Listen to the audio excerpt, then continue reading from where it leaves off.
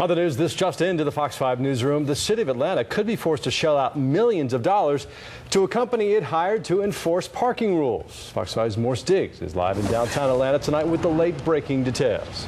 Morse? Russ, I know you'll remember parking enforcement in this town made some motorists scream. Well, with this breaking news about a big financial hit to City Hall, there's going to be more for them to scream about. To look out our windows every day at my office to make sure that your people are not there to attack my little business. Few issues got under citizens' skin like the changes Atlanta City Hall made when they allowed public parking to be turned into a profit-making venture. You'll recall some of the frustrations the Park Atlanta company was brought on. Motorists for such things as just trying to park outside your place of worship, your church, your synagogue. They were ticketed. City officials got an earful.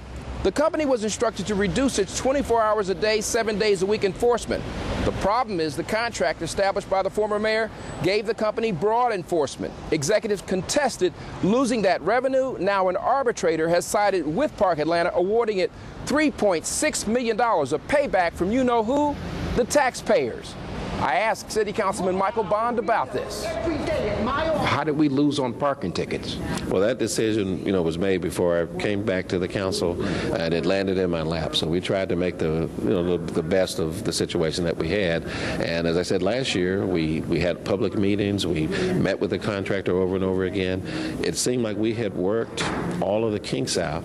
And even now, I don't get hardly any complaints about the contractor and how the contract is going. But this decision to go this route, frankly, astonished me. What astonished him in particular, he says, is that just through some talks back and forth between the company without going to the arbitrator, he thinks the city could have settled for much less than this $3.6 million. Now, the company was entitled to some give back because they could not do all the enforcement. You can remember all the meetings, some of which we showed you tonight. So they were allowed to get some concessions, but not $3.6 million in Councilman Bond's opinion. Reporting live at Atlanta City Hall, I'm Morse Diggs, Fox 5 News. That is an awfully big number, Morse. Is there any wiggle room, any chance that they could appeal that?